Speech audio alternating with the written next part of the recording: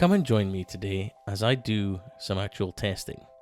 I get sent products for testing and feedback from different companies, and some of them don't actually look for a review straight away. They're looking for just information. Give them something about how I feel the product is working. So today I have a wax. They have asked this to be an off-camera test and feedback, so I thought I would show you guys how I go about my testing. This is the bonnet of my car. It hasn't been washed since I bought it back in October. It's covered in all manner of road grime, so I'm hitting it pretty hard here. This is Shiny Garage Citrus Oil TFR, allowed to sit there for 5 minutes before coming back and rinsing it off again. This is going to take off the surface dirt as much as possible before giving it a contact wash, but it will get a bit more than that. I'm not going heavy-handed. I'm not washing the entire car. I am just washing the panel I need. I would normally use a test panel that I have, but unfortunately, due to Storm Oscar, it got blown over and damaged. That'll be kept for different purposes on the channel. Someone had suggested I use it for wet sanding testing. So moving on to the contact wash, and all I've got here is a microfiber wash mitt, and that is Meguiar's Wash Plus. This is a shampoo which is abrasive. It's really interesting stuff. It's a good wax killer. If you've got a wax or sealant on your panels, washing over with this stuff is a bit like washing with a polish. It's very, very creamy and thick.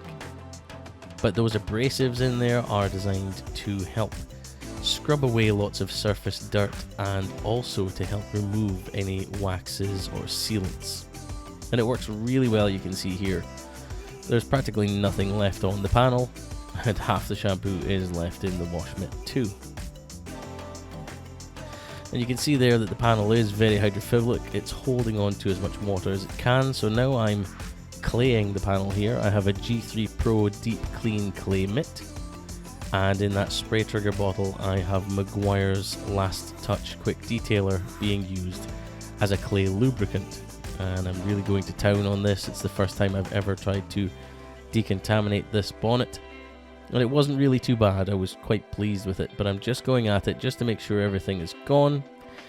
And you can see there when you spray it with water, it did leave behind a little bit of protection. So that is all going to have to come off before I go ahead and polish it, or at least as much as I can.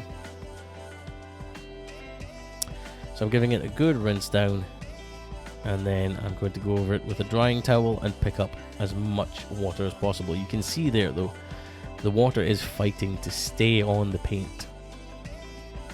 That'll change. So I go over it with a quick panel wipe. This is to degrease the panel. Make sure there's nothing on there that shouldn't be on there. Give it a quick wipe over, and you can see it's going to leave behind practically nothing.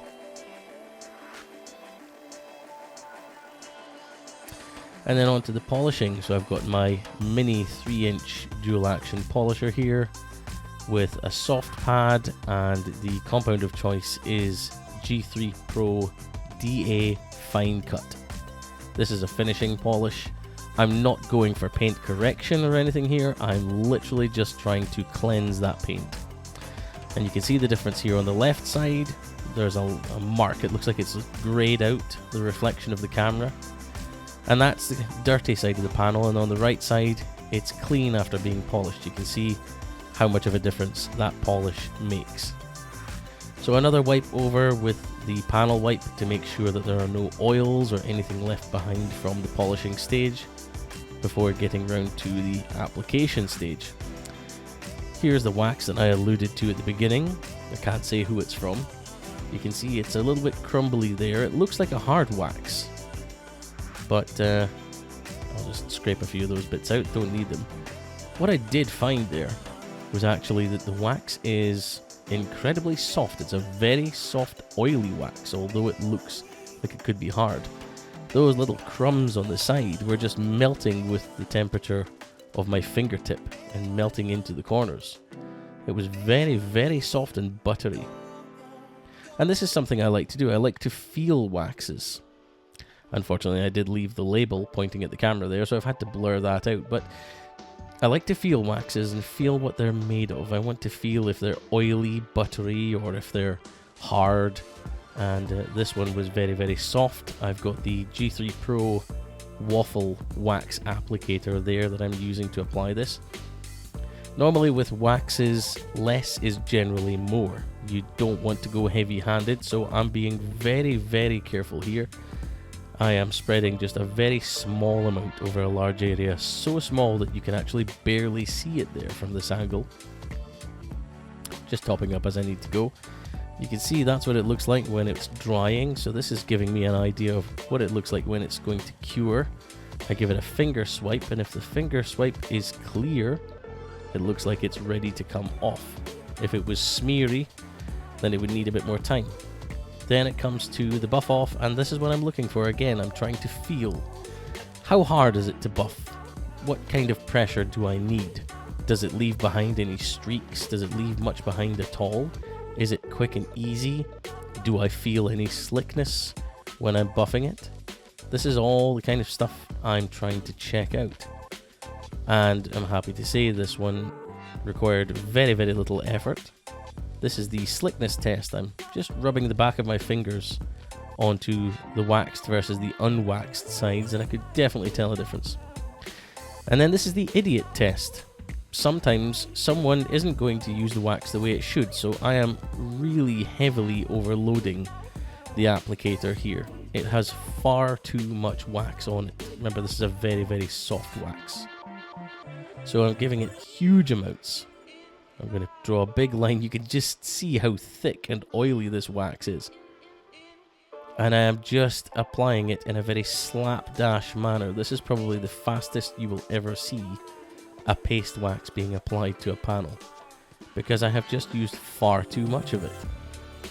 But this is also a good test, because the idiot test, if someone doesn't read instructions or doesn't know what they're doing, well, then you have to find out how forgiving a product is when it's misapplied.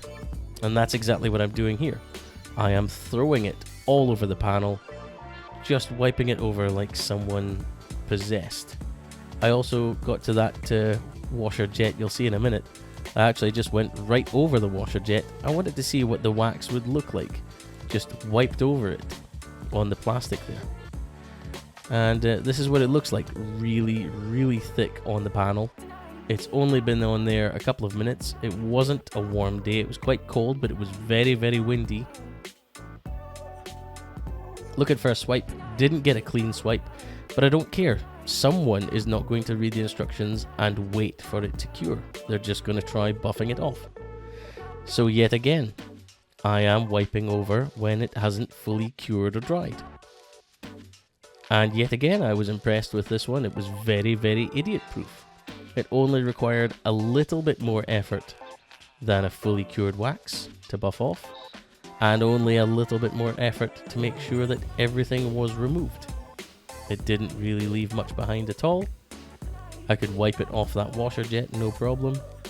It was still very easy. These are some of the things that I'm looking to test, so I can give the company feedback. Now, my favorite bit, the water test.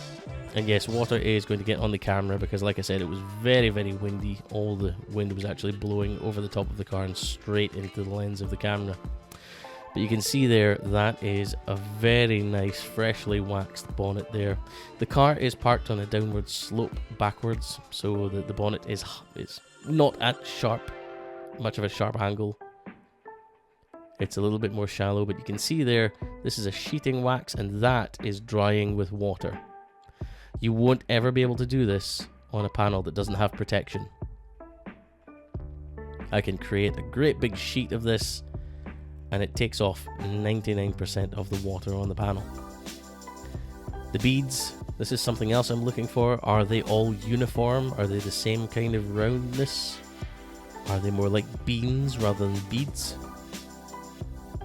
What does it look like? How does it behave? This is how it would behave in a heavy rain shower, for example.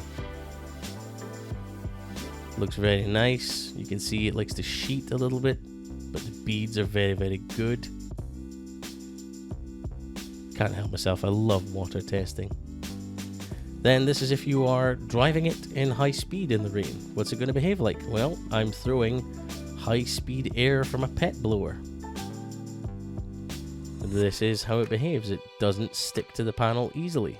So, driving in the rain, those beads are going to blow off. Don't ask me the speed of the air, I genuinely don't know. I don't have an anemometer.